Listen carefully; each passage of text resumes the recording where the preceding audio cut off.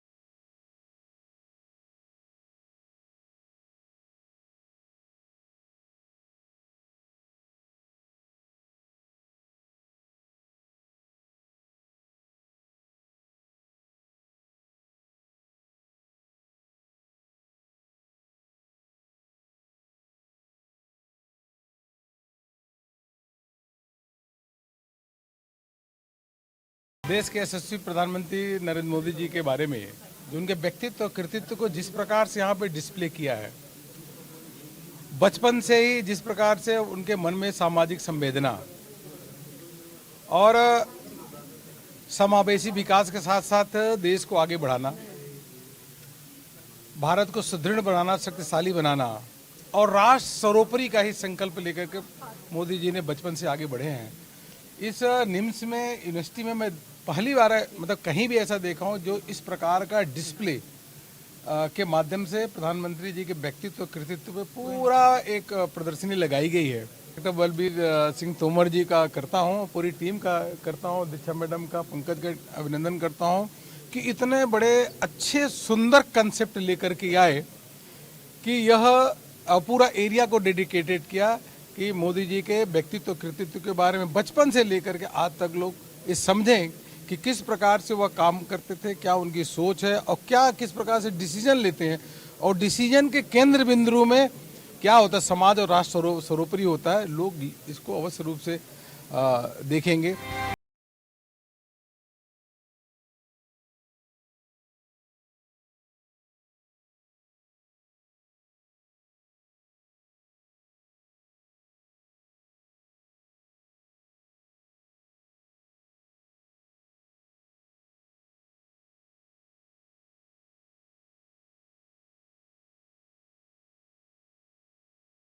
मेरे बच्चों, आज जो एक प्रदर्शनी हमारे नरेंद्र दामोदर मोदी जी जो हम आज के हमारे देश के सर्वोच्च राजनीतिक पद में हैं और मैं भारतवर्ष का नहीं पूरे विश्व के बहुत ही पावरफुल, शक्तिशाली और आदरणीय नेता हैं, उनके छोटपन से लेकर के और अभी तक की जितनी बातें खोजी गई, आप जो बच्चे हमारे यहाँ नया एडमिशन लिए आए 17 साल के होंगे तो आपने 3-4 साल से जो अपने लाइफ में परिवर्तन देखा है, और जो बच्चे हमारे 20, 22, 24 के हो गए उन्होंने अपने 8-10 साल से जो परिवर्तन देखा है वो सब जानते हैं, मुझे कहने की कोई जरूरत नहीं है। प्रदर्शनी में देखना तो क्या पाओगे, शिक्षा मैंने भी कई बार देखी, लेकिन एक दोबारा जब देखी तो मेरे मन में एक ही बात आई जो आपसे कहना चाहता हूं, साधारण से साधारण आदमी भी कर्तव्य अपना जो व्यक्तित्व बनाएगा और जो अपने व्यक्तित्व से अपनी चीजों को बनाएगा, अगर उसमें क्षमता हो, ध्येय हो और उसके लिए कर्म हो और उसके विचार अच्छे हों, ऐसा करता है तो बहुत बड़ा बनता है। मेरा आपको आशीर्वाद है, आप लोग ऐसा करें तो कोशिश करें कि हमारे प्राइम मिनिस्टर नरेंद्र मोदी जी की चीज़ों का पालन करें और आप लोग भी उनके कहीं समकक्ष पहुंचने की कोशिश करें। उनके सिद्धांतों का पालन करें, उनकी चीज़ें जो बताई जा रही हैं उनका पालन करें। ऐसा हम सब मिलकर पालन करेंगे तो हमारे बच्चे, बहुत कुछ बच्चे उनके पास पहुंच जाएंगे, उनके साथ साथ हो जाएंगे और हम सब मिल करके सबका साथ सबका विकास कहते हुए हम सब देश का, पूरे देश का हम लोग तरक्की करेंगे। आपको बता दें कि इस प्रदर्शनी को निम्स यूनिवर्सिटी के बच्चों ने कड़ी मेहनत से तैयार किया है। नरेंद्र दामोदर दास मोदी म्यूजियम को हाईटेक और डिजिटल तरीके से तैयार किया गया है। कार्यक्रम में शामिल हुए अरुण सिंह ने पीएम मोदी के राजनीतिक सफर को लोगों से साझा किया। साथ ही उन्होंने केंद्र सरकार की तरफ से चलाई जा रही योजनाओं का भी जिक्र किया और उन योजनाओं से आम लोगों को कैसे लाभ मिल रहा है ये भी लोगों को बताया। मेरा सौभाग्य है कि निम्स में आने का यह दूसरी बार बोलने का मौका मिल रहा है और इससे भी बड़ा भी मैं सौभाग्यशाली मानता हूं कि आज निम्स में प्रधानमंत्री मोदी जी के व्यक्तित्व कृतित्व पर एक प्रदर्शनी लगाई गई और ऐसी प्रदर्शनी जिसमें कार्डबोर्ड के माध्यम से उनके व्यक्तित्व को दिखाना, जिससे लोग प्रेरणा ले सके और उसी के साथ साथ प्रधानमंत्री मोदी जी पे लिखे गए 40 से अधिक किताबों का संकलन और उसके साथ वहाँ पढ़ करके बैठ करके लोग पढ़ सकते हैं। एक अच्छा लॉन्च मैंने देखा, उसका उद्घाटन किया। देश में पहली बार इस प्रकार का जो है उनके व्यक्तित्व कृतित्व पे पूरा एक एरिया डेडिकेटेड किया गया है जो निम्स का है। और इसलिए क्योंकि पहली बार इस प्रकार का एक सोच डॉक्टर बलबीर सिंह तोमर जी और उनके टीम का है कि लोग उनके व्यक्तित्व से प्रेरणा लें, क्योंकि हम सब जानते हैं कि जो युवा है वह युवा अपने जिस देश की युवा अपने जो महापुरुष हैं जो देश में अच्छे काम कर रहे हैं ऐसे लोगों के बारे में जाने और समझे, उनसे प्रेरणा ले, वह समाज हमेशा जीवंत रहता है। जो समाज या देश अपने महापुरुष या जो व्यक्ति अभी काम कर रहे हैं उनके बारे में अच्छी तरीके से न जाने न समझे, वह देश और समाज वो निष्क्रिय होता है। और इसलिए आज यहाँ पे जो निम्स पे इस प्रकार के प्रदर्शनी लगाई गई, संग्रहालय बनाया गया, ये मुझको लगता है कि सभी को जो यहाँ पे पढ़ रहे हैं, उसके अलावा जो बाहर से भी आएंगे, उनको प्रेरणा देने का काम करेगा। मैं तो इतने कहूँगा, इतना बड़ा आपने काम किया है, मैं आपका एक बुके लिए अभी मैं डॉक्टर बलबीर सिंह तोमर का इसके लिए अभिनंदन करना चाहूँगा।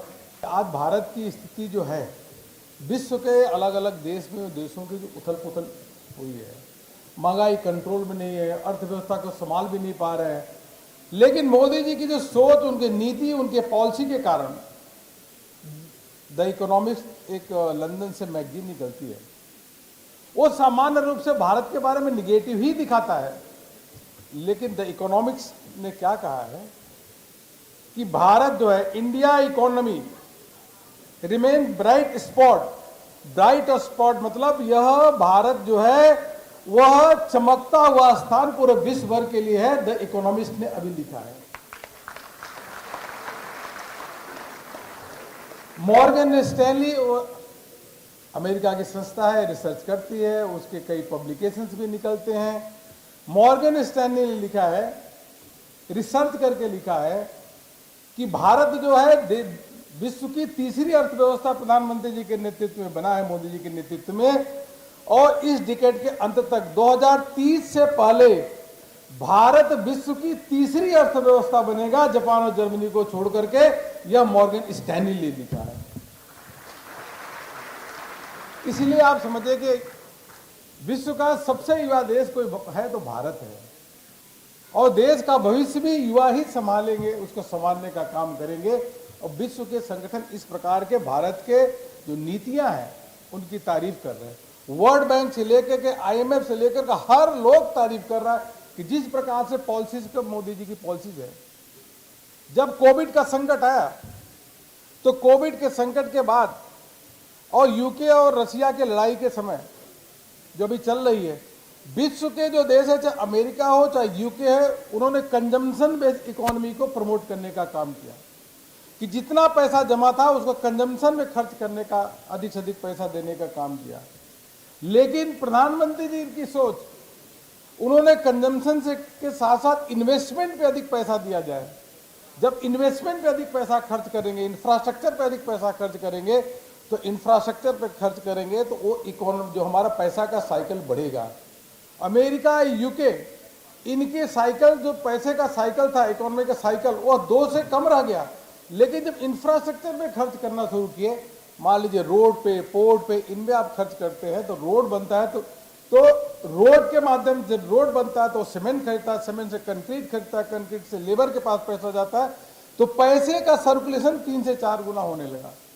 और उसके कारण आज भारत विश्व का सबसे तेज गति से चलने वाली अर्थव्यवस्था, विश्व की सबसे तेज गति से चलने वाली कोई अर्थव्यवस्था है तो भारत की है। वह उनके सोच के कारण अलग अलग देशों में इन्फ्लेशन इस प्रकार से बढ़ा, कहीं फूड इन्फ्लेशन 70%, 80%, 90%, एनर्जी इन्फ्लेशन 70, 80%, 90% कहीं कहीं देशों में हुआ। लेकिन यह यूएसए का 25%, यूके का 18%, लेकिन भारत का कंट्रोल में रहा। यह उनकी पॉलिसीज का ही नतीजा है। और यह इसलिए ऐसा होता है, आप प्रदर्शनी में तो देखेंगे उनके व्यक्तित्व के बारे में, किस प्रकार से उनकी सामाजिक समरसता के प्रति संवेदना और किस प्रकार से नए भारत के संकल्प को लेकर के आगे बढ़ना, समाज सेवा ही राष्ट्र सेवा सर्वोपरि है, बचपन से यह उनके मन में है और उसको करते भी हैं। यह प्रदर्शनी के माध्यम से आप देखेंगे, आपको प्रेरणा मिलेगा। मित्रों, ऐसा है कि अगर कोई देश या किसी भी संस्था का नेतृत्व करने वाला में अगर गुण अच्छे हैं तो वह देश बढ़ेगा, वह संस्था बढ़ेगी। अगर नेतृत्व करने में वो कुछ अवगुण होगा तो कभी भी नहीं बढ़ेगा। आज प्रधानमंत्री जी का जो नेतृत्व है, अगर आप देखेंगे तो उनमें दिखेगा यह विश्वसनीय नेतृत्व है, यह भरोसेमंद नेतृत्व है, यह लोकप्रिय नेतृत्व है, और यह निर्णय लेने वाला नेतृत्व है, और यह त्यागी और तपस्वी नेतृत्व है।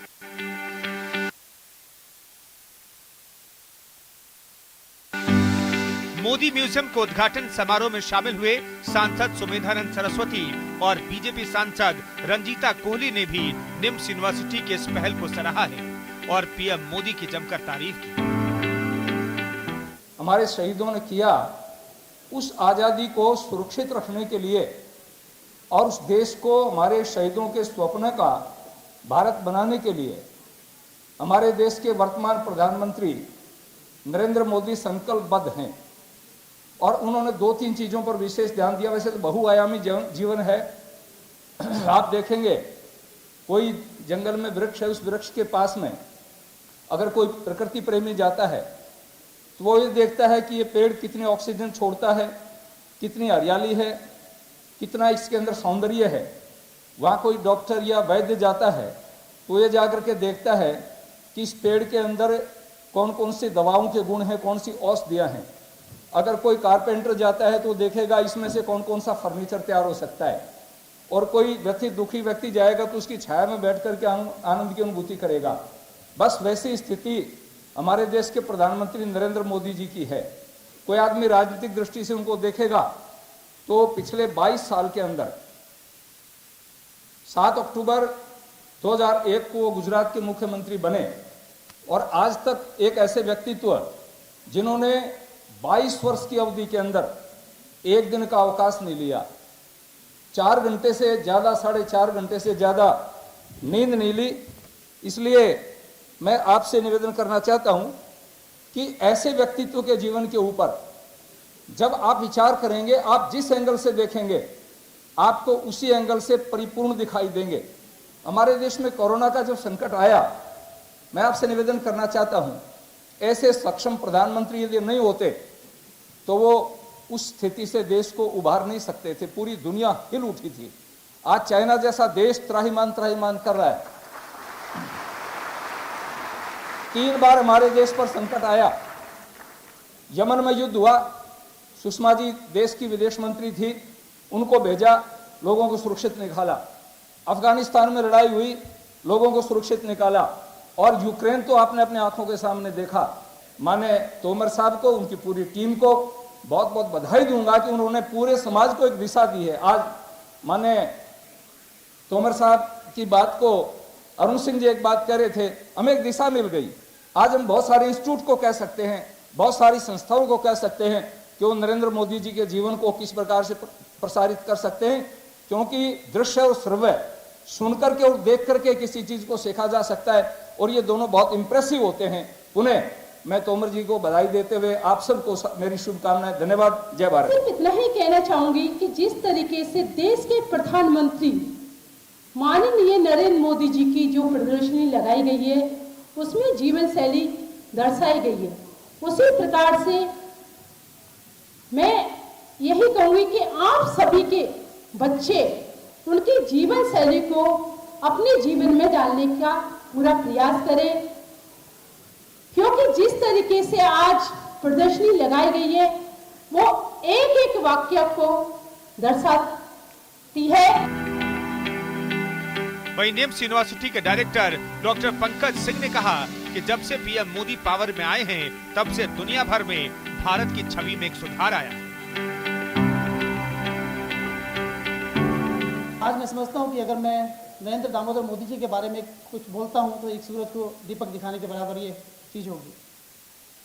पूरी दुनिया के सबसे लोकप्रिय नेता, एक सबसे बड़ी डेमोक्रेसी, सबसे बड़े लोकतंत्र के सबसे बड़े लीडर, आज उनकी जो जन्म से लेकर आज तक की जो जीवनी है उसका जो हमने यहाँ पे एक डिस्प्ले किया है, मैं समझता हूँ कि उससे न केवल निम्स बल्कि पूरे भारतवर्ष में एक मैसेज जाएगा कि एक ऐसे लीडर, एक ऐसे जननेता का हम स्वागत करते हैं और उसका इस्तेकबाल करते हैं, उसका समर्थन करते हैं। मैंने बच्चों अपना बहुत सारा समय बाहर बिताया। 2001 से लेकर 2016-17 तक मैं यूके और यूएस में रहा। एक छवि थी भारत की बहुत पहले, जब भी हम किसी से मिलते थे, किसी अंग्रेज से या किसी फॉरेनर से मिलते थे, तो भारत के बारे में कहा जाता था कि भारत जो है, जैसे कि पिक्चरों में दिखाया जाता है, काफ़ी गरीब देश है, भिखारी, और इस तरह की पिक्चर्स अक्सर दिखाते थे। लेकिन जब मोदी जी पावर में आए तब से भारत की एक इमेज, एक छवि बदलनी स्टार्ट हो गई। निम्स यूनिवर्सिटी ने म्यूजियम के माध्यम से प्रधानमंत्री मोदी के राजनीतिक सफर को आम लोगों तक पहुंचाने की कोशिश की, जिसके सब कायल हो गए। सभी ने NIMS university chairman doctor B S Tomar की जमकर तारीफ की और निम्स यूनिवर्सिटी के इस पहल को खुले दिल से सराहा। Bureau report, news India.